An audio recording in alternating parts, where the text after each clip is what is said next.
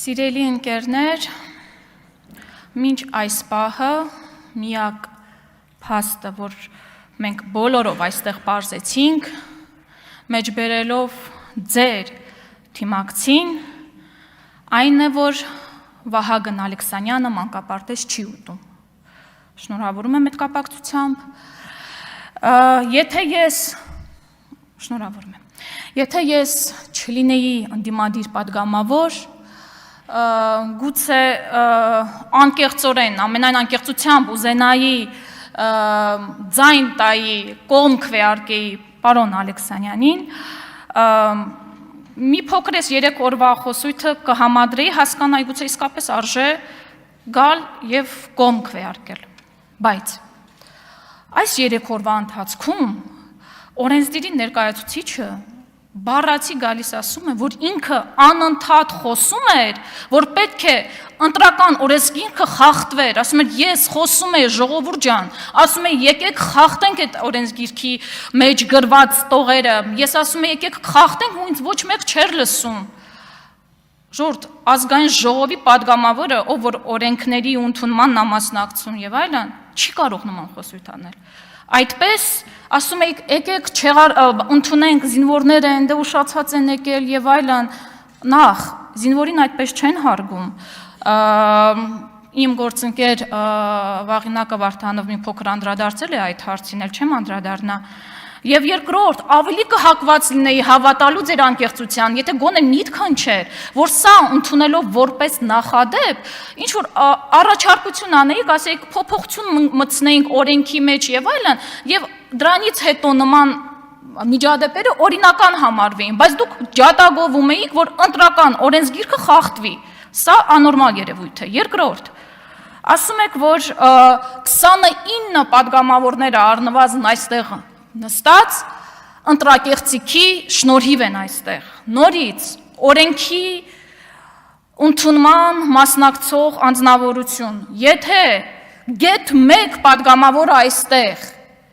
ընտրակաշարքով է գտնվում, գեթ 1-ը իշխանությունը դուք եք, դիմեք ընտրությունները չեղյալ հայտարարեք եւ նոր ընտրություն հայտարարեք, սա ոչ թե առաջարկություն է, սա պարտադիր պահանջ է, ոչ մեկ իրավունք չունի ընտրակաշարքով հայտնվի այս շենքում, այս աթոռներին, ու եթե չեմ սխալվում, սահմանադրական դատարանում դրա մասին բազմիցս առաջարկությունը հնչել է, չեղարկեք ընտրությունների արդյունքները, ինչու եք օրինականացնում անօրինականը, եթե ըստ ձեզ է այդպես, էլի չեք անում, ուրեմն ես ինչպես հավատամ ձեզ, անկեղծ եմ ասում, ուզում էի, բայց չեմ կարող հավատամ, առնվազն այս 3 օրվա ընթացքում ես տեսա 2 հատ խախտում, որը որ աչքներիս դեմը տեղի ունեցել, սիրելի ընկերներ։ Հետո շատ խոսեցինք 300,000 ադրբեջանցիներից, ուրեմն 300,000 ադրբեջանցիների Հայաստան բերելու թեման մենք խոսում ենք, գիտեք ինչի համար, որ հետո դուք բոլորով նորից հնարավորություն առիթ չլինի գալ այստեղ ներողություն խնդրելու, որպեսզի հետագայում նորից նույն սխալները չանեք։ Եվ շատ ցավով եմ մոտենում այն հարցին, որ ասում եք մենք չենք կարևորում Ադրբեջանի նախագահի ասածները, ժողովուրդ այդպես չեն աշխատում։ Չգիտեմ դուք ոնց եք պատրաստում բանակցությունների գնալիս։ Ամեն ասածը պետք է նկատել, հաշվի առնել, վերլուծել եւ քաղաքականությունը կառուցել այդ ամենը նաեւ հաշվի առնելով։ Հետևաբար ես հաճախ էի ասում մինչև այստեղ գալը, որ բանակցային գործընթացը տապալված է, բայց այս 3 օրվա ընթացքում համոզվեցի, թե ինչու է տապալված, որովհետև առնվազն ձեր հայտարարությունները դուք չեք հետևում, թե մեր տարածաշրջանում ինչ հայտարարություններ են անում, օրինակ երկրի ղեկավարները։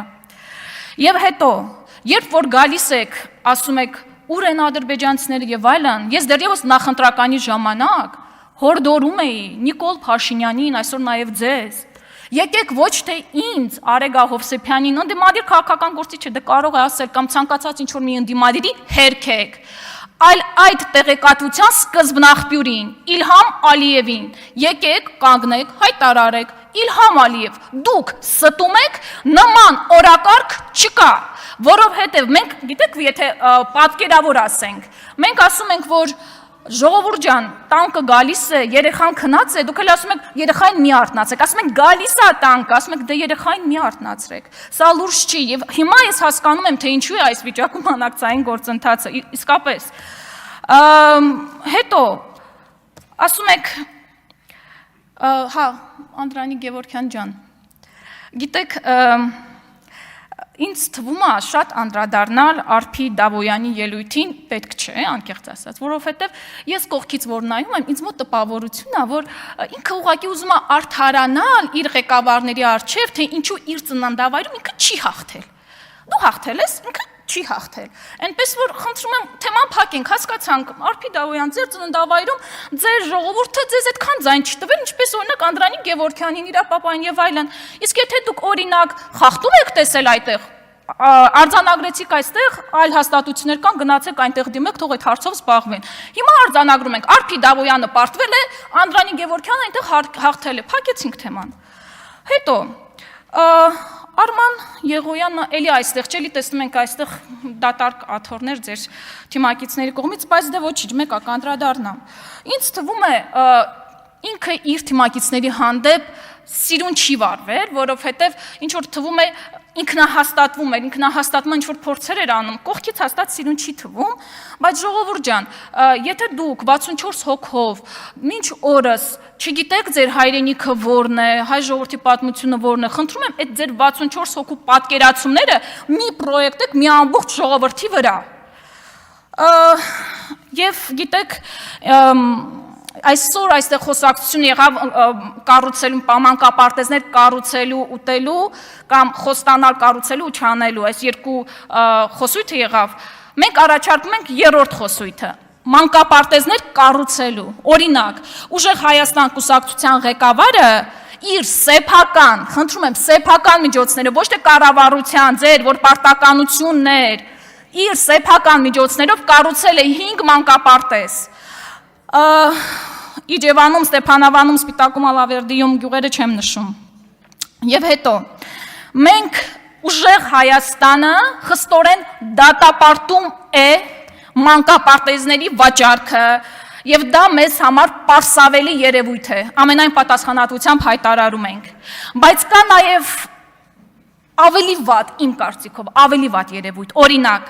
Արցախում 217 դպրոց, 7 քոլեջ, 4 համալսարան անցել է ադրբեջանցիների ձեռքը։ Արցախի մշակութային տները, համայնքային կենտրոններն ու դպրոցները օգտագործվում են ռազմական նպատակով, որպես ոստիկանական եւ զինվորական հենակետեր եւ կենտրոնատեղիներ, մասնավորապես։ Շուշի քաղաքի Խաչատուր Աբովյանի անվան դպրոցը վերածվել է ադրբեջանական բանակի կառավարման կենտրոնի։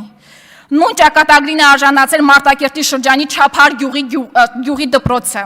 Գետավանի, Սառնախբյուրի, Ուխտաձորի համայնքային կենտրոնները։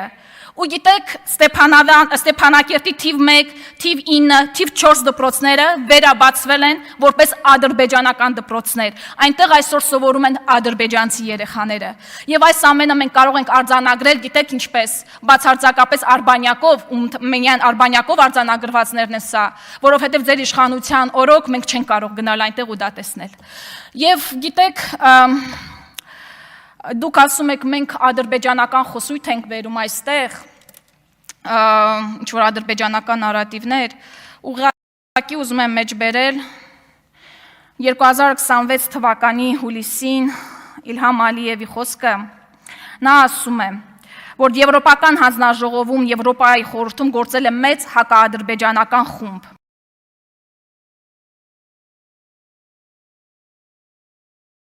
Նա պնդում է, որ ԵՄ նախկին բարձր ներկայացուցիչ Ժոզեփ Բորելը կապեր է պահպանել միջազգային դատարանի նախկին դատավոր Լուիս Մորանո Օկամպոյի հետ, որոնք ըստ նրա պնդումների ֆինանսավորվել են հայ գործարարի կողմից, ով որ այժմ գտնվում է կալանքի տակ։